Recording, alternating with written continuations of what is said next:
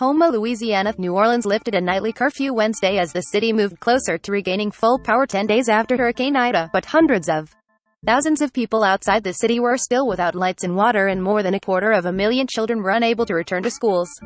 The city was left completely in the dark when Hurricane Ida slammed into the Louisiana coast with 150 miles per hour winds on August 29, cutting power to more than 1 million people statewide. 2 days later, New Orleans police and Mayor LaToya Cantrell imposed an 8 p.m. to 6 a.m. curfew, citing cases of theft and other minor crime. They withdrew the order Wednesday morning, but the police department said in a statement that it would maintain increased and focused patrols throughout the city. Biden visits Ida storm zone in Northeast.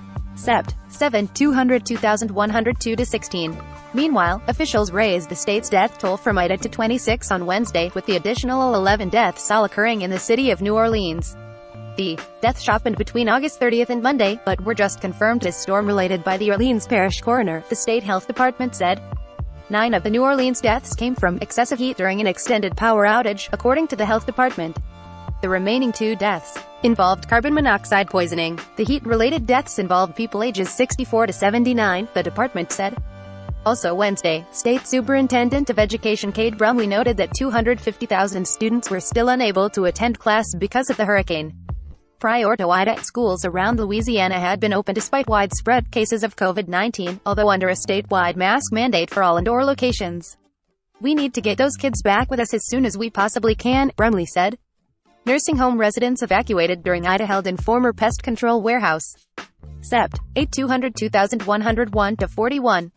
In New Orleans, School Superintendent Henderson Lewis Jr. said damage to schools appeared to be mostly minimal, but that power needs to be restored to all buildings, and teachers, staff and families need to return to the city. "Now more than ever, our children stand to benefit from the comfort that structured and routine daily schooling can bring," Lewis said in a statement Wednesday. "So, let's all come together to reopen our schools quickly and safely." Lewis said he expects classes for some will resume as early as next week and that all students will be back a week after that. No school reopening estimates have been provided for the 5 parishes that were hardest hit by Hurricane Ida, and which are home to about 320,000 people. Terrebonne, Lafourche, St. James, St. Charles and St. John the Baptist.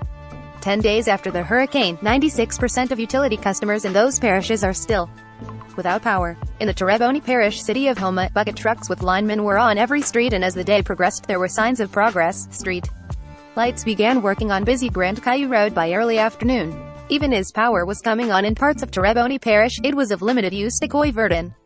The 52-year-old fisherman was staying at his son's house in his own bayou-side home was all but destroyed in the storm. "All the ceilings fell. You can see daylight through the roof," Verdon said. "All we have is basically a shell." Ida scattered most of his 200 crab traps to parts unknown. "The only thing I have left is my boat and some of my commercial fishing rigging," he said. The St. John the Baptist Parish School System website states that all schools and offices will be closed until further notification as officials inspect the buildings. Lafourche Parish School Superintendent Jared Martin indicated a long and extensive road to recovery on that school system's website, with no timeline for a return in sight. Statewide crews have now restored power to 600,000 of the 902,000 who lost electricity at the peak of Hurricane Ida, Entergy Louisiana President and CEO Philip May said on a Wednesday conference call with reporters. Meanwhile, in New Orleans, the power company expected to have 90% of the city back online by Wednesday evening, said Entergy New Orleans President and CEO Deanna Rodriguez. "The greater New Orleans area is coming back to life," Rodriguez said. May cautioned that some people who get power back on could still lose it at some point in coming days.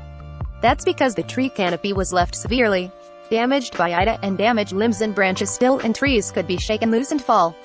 Access to fuel was still dire Wednesday, with the website GasBuddy.com reporting about 48% of gas stations in Baton Rouge had no gasoline. About 56% of stations in New Orleans were also dry. Growing outrage over conditions of Louisiana nursing homes after Ida.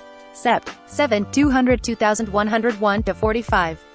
About 62,000 people were still without running water in Louisiana, the state health department reported. That's significantly lower than the hundreds of thousands of people who had no water immediately after Ida's landfall. Still, more than 580,000 people were being told to boil their water for safety.